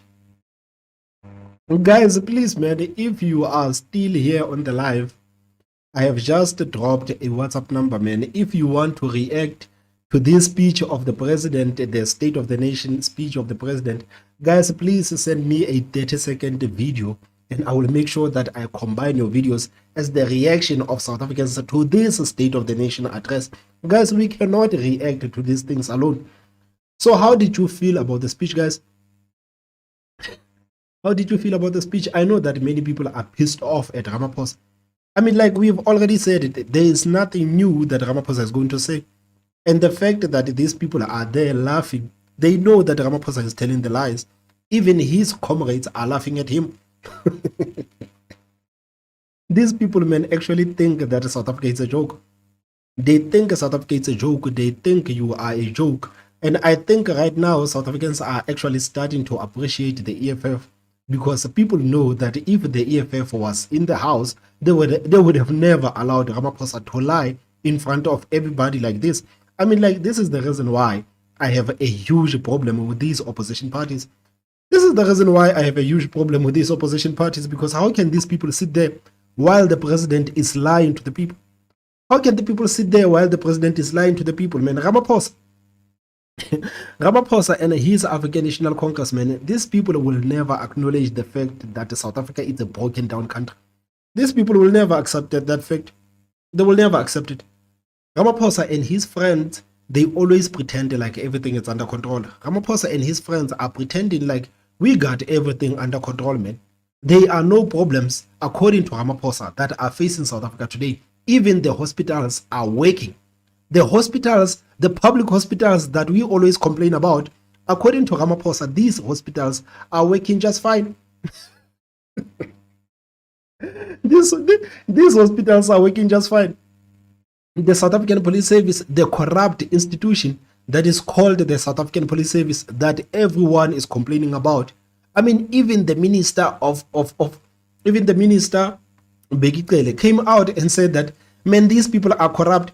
5,000 police officers were charged with heinous crimes. 5,000 police officers were charged with heinous crimes. But there it is. Begitele, he's sitting there pretending like, man, everything is under control. Everything is under control. So, guys, I hope this speech actually indicates how the ANC feels about you. I hope this speech was actually a wake up call to many South Africans that, guys, this is what you are going to get. If you continue to vote for the African National Congress, this is exactly what you are going to get. This is exactly what you are going to get. You are going to get a bunch of people who will sing and pretend like everything is working in the country. You will get a president who fails to acknowledge the problems of his administration. I mean, like Ramaphosa, honestly, this man is blaming apartheid for everything. Ramaphosa is blaming apartheid for everything. Can you believe it? But some of us already knew this how the speech was going to be like. We already knew this how the speech was going to be like. So I am not actually surprised that President Ramaphosa said what he said. We knew that what Ramaphosa was going to say. I mean, like, at this point, there is no need for Ramaphosa to do the speeches. Everyone knows what Ramaphosa is going to say. I can see Nilesh Mora. He says, not sure what the singing and dancing is for. It is disgusting. I can see Ruben Mpilo Mpangata saying the damage caused by the African National Congress for the last 30 years is immeasurable. And to bring South Africa at least to the state where it was at 1994, it might take a century. It is actually going to take a century to take South Africa to where it was in 1994. Guys, me honestly, man, I'm not surprised at what Ramaphosa is saying. I am honestly not surprised at what Ramaphosa is saying. All of these things that Ramaphosa is talking about, we did say that he's going to talk about these things. We did say that Ramaphosa is going to take the credit for everything, but everything that is wrong in the country, Ramaphosa is going to blame the African National Congress. This is exactly what we said. He's going to blame African National Congress for all the problems that the country is facing, but he's going to take the credit for all the steps that the country is taking. This is the Ramaphosa's old playbook. This is how he plays. This is how he plays. Man, I just hope that South Africans are watching Cyril Ramaphosa lie to them and laughing at them. You know, Ramaphosa literally laughed at your face, man. This man laughed at you. He's laughing at the problems that you are facing. Ramaphosa, according to Ramaphosa, the people in the Eastern Cape, they are having the best life. The people in the Eastern Cape, they are not experiencing potholes. The people in the Eastern Cape, they have infrastructure. This is according to President Ramaphosa. This is according to President Ramaphosa. So all these videos that come out of the Eastern Cape, all these pictures that come out of the Eastern Cape, all of these testimonies from the people who come from the Eastern Cape, they don't mean nothing. According to Ramaphosa, the Eastern Cape is having the best life. According to Ramaphosa, having 82% of pass rate in the matric, it is a huge achievement. He says nothing about the fact that these children are given the 30%. They are giving children 30%. And when children pass in high numbers, they come out and say, yeah, this is the African National Congress. You see right now, children are passing. We have 82% pass rate. They don't talk about the quality of the education that the children are getting. They don't talk about the quality of education that children are getting. Guys, I am not preparing to sit here. I honestly want to go back to my old settings so that I can continue shooting the videos. I hope that you guys can actually see what Ramaphosa feels about you. I hope all of you guys can realize that the African National Congress does not care about you. Even if when you talk about your problems, they laugh at you. These people laughed at him, man. Even the parliamentarians there, they laughed at Ramaphosa. I saw a couple of comments. People are saying that, man, we miss the EFF. We miss the EFF. People are literally missing the EFF. I said that I'm behind the EFF when it comes to distracting Ramaphosa.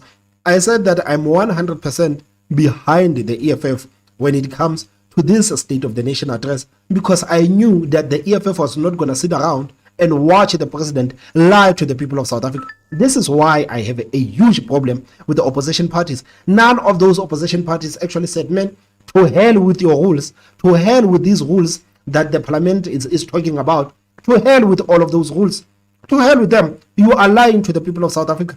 And if you want to kick us out, you can kick us out. There is not a single political party that actually pushed back on Ramaphosa. There is not a single political party, man. These people are in parliament and they are being voted in parliament by the people who are not happy about the African National Congress. And these people, they will sit there and watch the president lie to the people of South Africa and do nothing. Man, at this point, I appreciate the EFF at the parliament. I appreciate the EFF at the parliament. I agree with the EFF at the parliament because they were never going to allow this. They were never going to allow this, man. The opposition parties in South Africa at this point, they should be ashamed of themselves. They should be ashamed of themselves because the way they are acting, it is not the way average South Africans would actually act.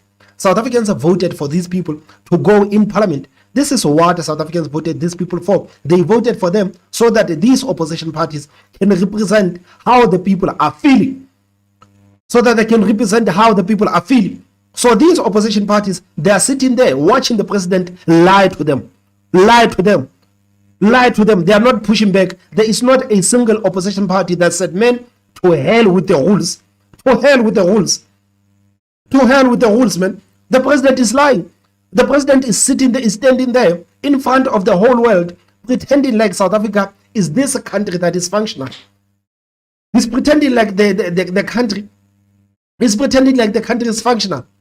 According to Ramaphosa, his administration, it has everything under control. Guys, if you remember, I did a video earlier on and I spoke about this. You remember that video I did of Mbazima Shilowa saying that do not expect anything new from Ramaphosa. Whatever Ramaphosa is going to talk about, he has already said it before. I came on the platform and I said that the biggest problem I have with African National Congress is because these people are refusing to acknowledge the problems that are being faced by South Africans. These people are failing to acknowledge the problems that are being faced by South Africans. Every time when these people, man, they're being presented with the problem that is facing South Africans, they always act like everything is under control. And this is the reason why I hate these people so much. This is the reason why I hate these people so much. For them to stand there and pretend like the country is functional. For them to stand there and pretend like the poor black children are being given the best education. Whereas the children in this country, they are being given the 30% Njimutseha nonsense. Njimutseha nonsense. I mean, like sitting there listening to the president speak. If you didn't live in South Africa, if you were not born in South Africa, if you were watching this speech, maybe from Jamaica, or watching this speech somewhere in Barbados, man, you would think South Africa, it is the best country to live in. You would honestly think that South Africa is the best country to live in. These people, man, are trying to say, guys, ignore your eyes. Ignore your eyes. Whatever that your eyes are seeing, man, it is not what the eyes are seeing. The African National Congress has everything under control. The ANC has everything under control. We have Bheki Cele. Crime is under control. We have Awan Motsoaledi. The borders are under control. We have Lindwe Zulu. The social development is under control. We have all of these people and everything is under control. This is according to the president. And for the president to stand there and lie to South Africans, man, the president to stand there and lie to South Africans and campaign for the African National Congress when people are faced with a lot of problems in the country. Ramaphosa is gaslighting all of us at this point. Ramaphosa is gaslighting all of us at this point. All of us, we are being gaslit by Ramaphosa at this point. We are being gaslit by Ramaphosa at this point. The man honestly thinks that the South Africans are stupid. Ramaphosa believes that all of you guys are stupid. He believes you are stupid. He believes you are stupid. He thinks that he knows it all. He thinks his African National Congress know it all. When it comes to you, you guys don't know anything. And again, ignore your eyes. Ignore your eyes. I mean, just imagine President Ramaphosa clapping hands for public hospital. A public hospital. Guys, we know how public hospitals are in the country. Some of us, we live in the townships. Some of us, we live in the townships. And when we live in the townships, we can actually see how these public hospitals are. We know how the public clinics are. And for Ramaphosa to say that, people said, no, I would rather remain in this public hospital instead of going to private hospitals. Man, it is bullshit. It is bullshit. How can the president say that, man? How can the president say that, man? Where does Ramaphosa live? Where does Ramaphosa live, man? I don't know where these people live. I honestly don't know where these people live. Ramaphosa, man, you would swear that this man does not live in South Africa. Ramaphosa is not even attached to the reality that the South Africans are facing. How can the president, how can the president stand in front of South Africans and saying that by giving unemployed people 350s, we are actually improving people's lives? By giving people 350s, we are improving people's lives. How are you improving people's lives by giving them 350s? Do you honestly believe that people want those 350s? Or do you think that the people want to work for themselves? How are you improving people's lives with 350s, guys? How can you honestly give someone who used to earn 7,000 rand, 350 per month, and expect that person to survive with 350? I'm not saying give this person more money, but I am saying create an environment where businesses can come. Maybe that person has a chance of finding another job. I am not saying give that person another money, just like the EFF. You know the EFF is stupid. They are going around saying that we are going to give graduates 5,000 rand. If you are finished matric, we are going to give you 2,000 rand. Man, this is nonsense. This is nonsense. These people are saying nothing about actually improving the lives of South Africans. And for you to improve the lives of South Africans, you honestly have to create an environment where businesses can actually thrive. How can you improve people's lives with 350, guys? Who improves people's lives with 350? I mean, guys, do you see that the president is not even serious? The president is not even serious, man. It's not even serious for him to read that thing like a robot, for him to pretend like everything is functional, for him to pretend like South Africa is making huge strides, for him to sit there or stand there rather and talk about apartheid when his government has been in charge for the past 30 years. How can South Africans or these opposition parties, how can these opposition parties actually allow Ramaphosa to stand there and blame apartheid when his government has been in charge for the past 30 years? All of these opposition parties, man, they need to be kicked out of parliament. If this is how opposition parties actually react, all of these people, they need to be kicked out of parliament. There is no need for South Africans to have these people in parliament. There is no need. There is no need. There is no need. These people, man, have been in charge for the past 30 years. You look at their lives. You look at how these people are living. They don't say, no, nah, I am driving a Corolla. I'm just a simple Ramaphosa. I am driving a Corolla. I'm driving a Corolla. I'm just trying to get by. Just like my friend Begitele, he just bought an Opel Astra. Man, these people are living the life that many of you will never even see. The lives that has been lived by the politicians, many of you guys will never experience a fraction of what the politicians are living like. And these people, man, who are living this extravagant life, they come to us and say, man, we know that we have everything. We have the millions. We have the nicest houses. We have the mansions. We know that you don't have anything. You have a check and a 350. We are promising you that give us another 30 years. This 30 years was 30 years of recovery. Give us another 30 years so that we can continue lying and stealing from you. Guys,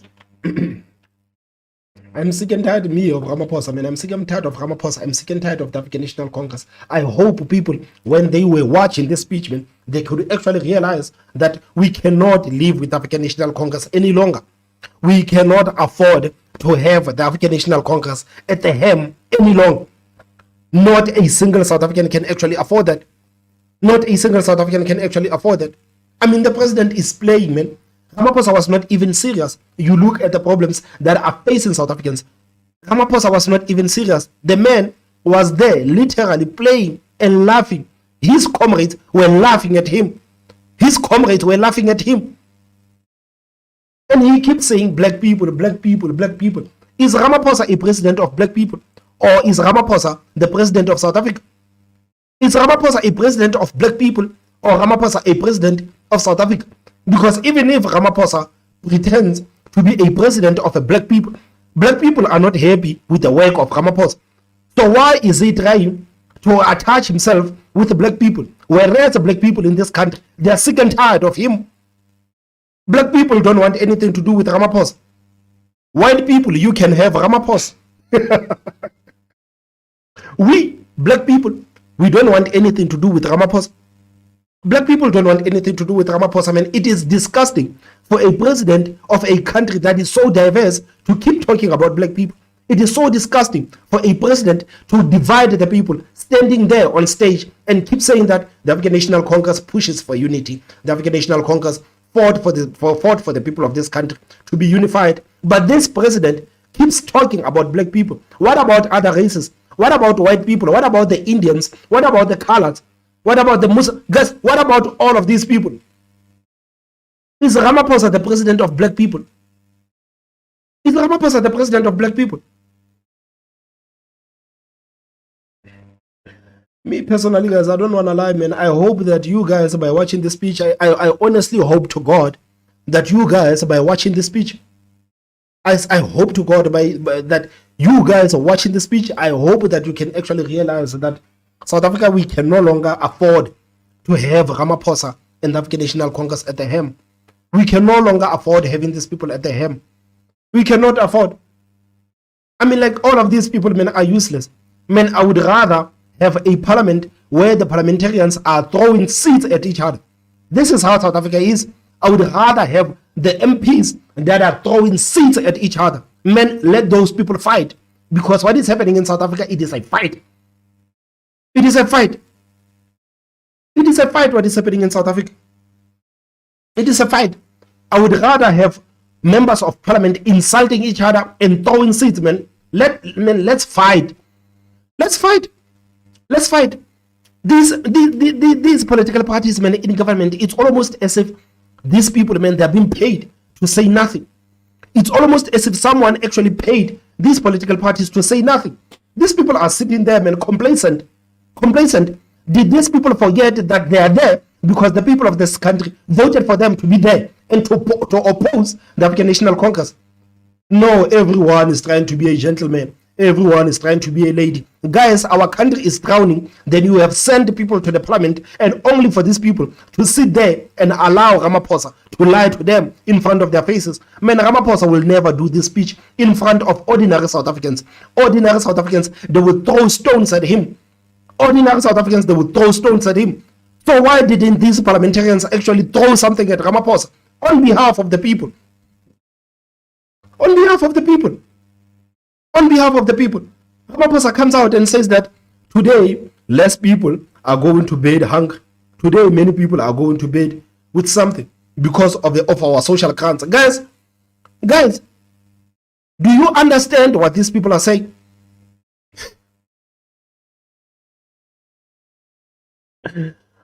Me, guys, personally, man, like I'm saying, guys, I honestly hope to God. This is my only hope when it comes to the state of the nation.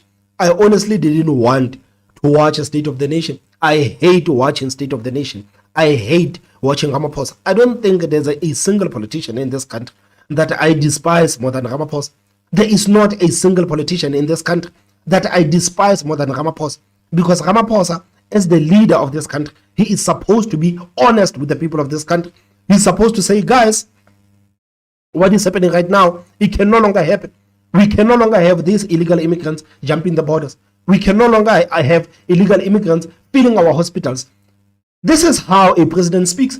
But these people, man, these people, for some reason, They keep continue and acting like everything is okay. Guys, I'm going to stop here. I honestly hope that you guys honestly realized with this speech that we can no longer afford to have Ramaphosa as the president of the country. I hope the people who are watching at home can see that we can no longer afford to have Ramaphosa as the president of the country. I mean, before I go, let's listen to the old cackling hen of the African National Congress. Man, this lady is she's classic with saying nonsense. She's classic with saying nonsense.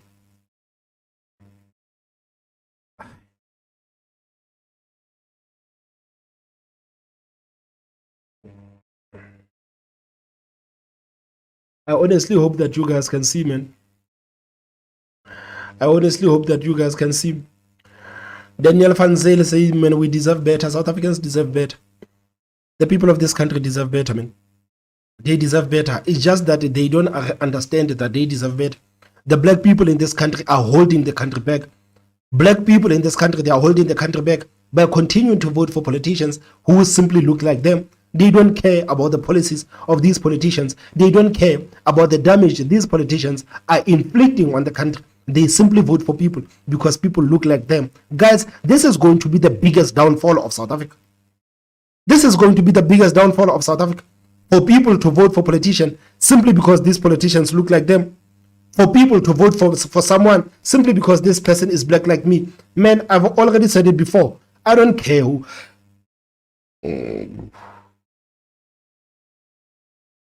I've already said it before.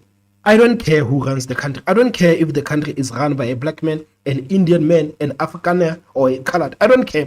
I want someone who is capable and someone who can do their job. But it looks like the people in this country, they still want to play racial politics. So these people, man, that are going to vote for the African National Congress, they deserve everything. It's unfortunate that it is a majority of them, and they are taking all of us down. They're taking all of us down. Guys, please enjoy your night, man. Please enjoy your night. And guys, I've dropped the WhatsApp line. Please make sure that you send your 30-second video, man. I would honestly love to see and to hear what is your reaction to this State of the Nation address. Guys, my name is Thomas Mabas. I will see you next time. Bye bye.